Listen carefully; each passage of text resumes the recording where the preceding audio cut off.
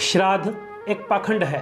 क्योंकि अगर जीते जी तुमने अपने माँ बाप, अपने दादा दादी को कभी 2 घूंट पानी तक भी ना पूछा हो, कभी उनकी इज्जत ना की हो, और अब उनके दुनिया से चले जाने के बाद तुम लोक दिखावे को श्राद्ध कर रहे हो, उनके नाम पर खीर पूड़े बनाकर पंडितों को खिला रहे हो, तो श्राद्ध का ये कर्म सिवा पाखंड के और कुछ भी नहीं है।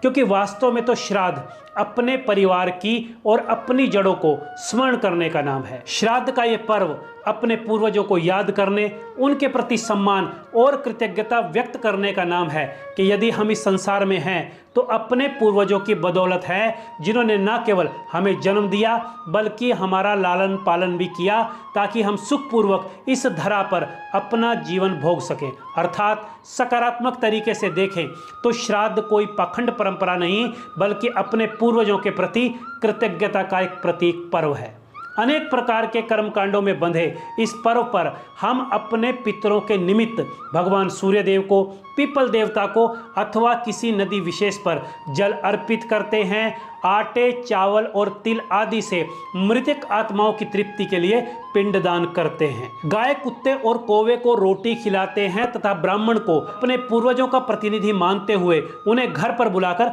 भोजन कराते हैं। इस प्रकार प्रकृति के प्रतीक सूर्यदेव, पीपल और नदी को जल अर्पण, चींटियों और अन्य सूक्ष्म जीवों के लिए आटे, चावल और तिल के पिंडदान, गाय, कुत्ते और कौवे को दी गई रोटी और ब्राह्मणों को कराया गया भोजन, ये सब मिलकर श्राद्ध पक्ष को एक प्राकृतिक, सामाजिक, मानसिक और आत्मिक कृतज्ञता का अनुष्ठान बनाते हैं। श्राद्ध पक्ष को केवल शाब्दिक दृष्टि से देखना और उसका आलोचनात्मक मूल्यांकन करना कि मरने के बाद भला कौन पितर खाना खाने वापस आते हैं, ये बात निश्चय ही पाखंड लग सकती है, अंधविश्वास लग सकता है। किंतु इसे यदि हम कृतज्ञता, स्मृति और परोपकार की भावना में देखेंगे तो यह हमें पाखंड नहीं बल्कि संस्कारों और अपनी गौरवमयी संस्कृति का एक अभ्यास दिखाई देगा। श्राद्ध पक्ष के दौरान पूरे परिवार का इकट्ठे होकर अपने पूर्वजों के निमित्त श्राद्ध कराना पूरे परिवार में प्रेम, एकता और समन्वय का भाव विकसित करता है। देखा जाए